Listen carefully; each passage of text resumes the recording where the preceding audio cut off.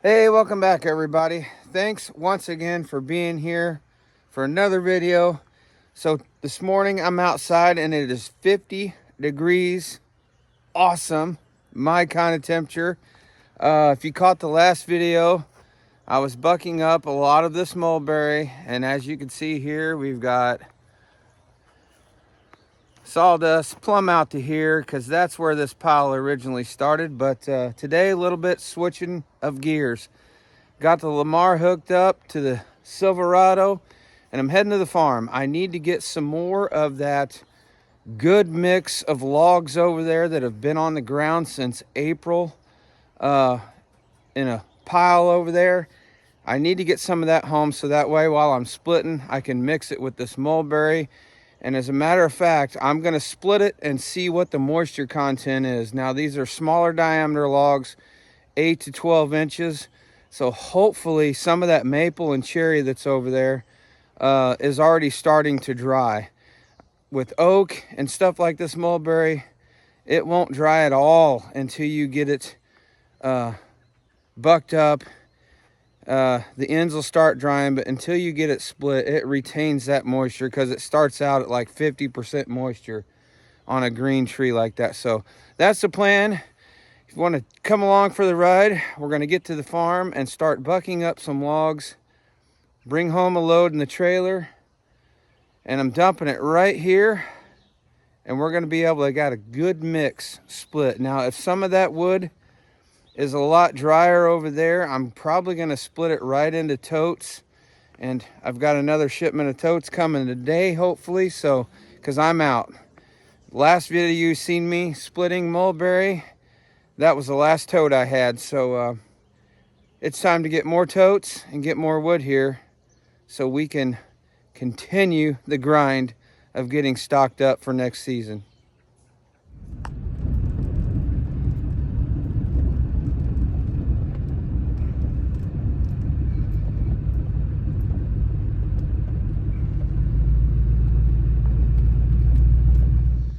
All right, so made it over to the farm here, and this is what I'm after. My wife's stepdad, Greg, has been doing a lot of clearing. For those of you that are new, it's been an ongoing thing over here at the farm. He's clearing all of the edges and leaving the nice, straight, bigger oak trees and walnut trees along the edge so they can go ahead and get bigger and healthier and not be so crowded. He's doing some selective logging on some of the bigger trees. To him, they're a renewable resource, and you might as well harvest them before they get some kind of disease and die and get something out of them. So he has been busy. This all was hitting the ground between the end of March and April. So I'm going to start bucking this up. It's mostly maple, but we're going to stop the yapping and get it bucked up. And then I think, depends on how ambitious I am, I may stack it in the trailer so I can get as much in there as I can. So here we go.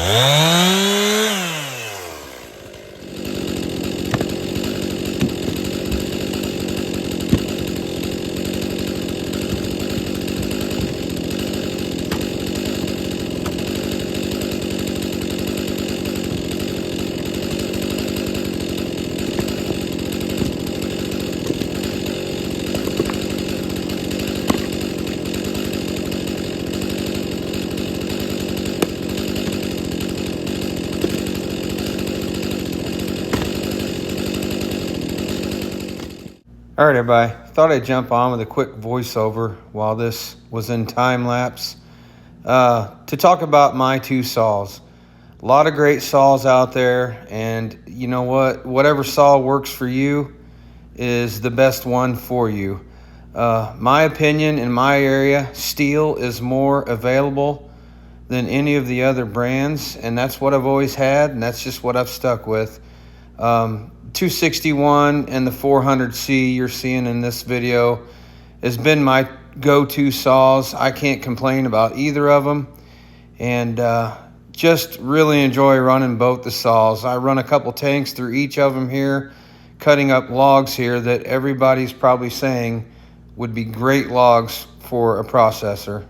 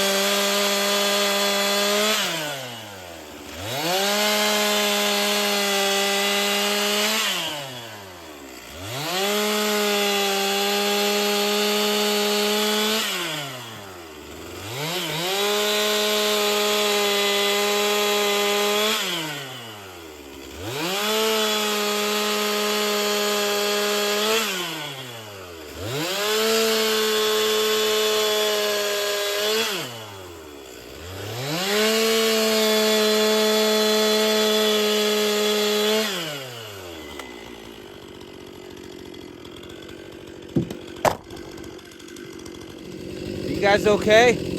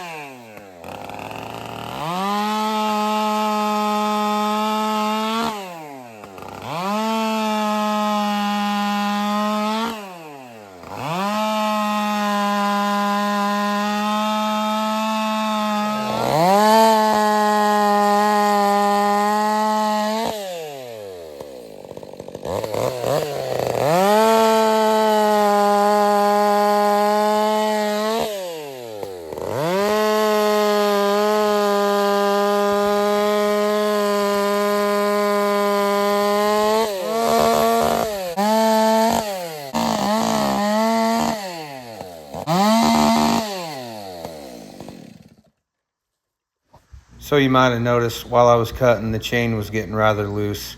This is yet another chain that has stretched beyond the ability to tighten it. And I've still got a little bit of tooth left to be sharpened. But I'm going to attribute my chain stretch issue to always keeping my chains out of the dirt and not ever really hitting a lot of metal. So my sharpening is always just a little bit of a touch up, not an aggressive grind. So it seems the chains stay on the saw for quite a long time, and that's where that stretch is coming from age. So I just grabbed the 261 out, fueled it back up, and went ahead and finished cutting a few more logs. And we are filling up the back of the trailer so we have a complete load to take home.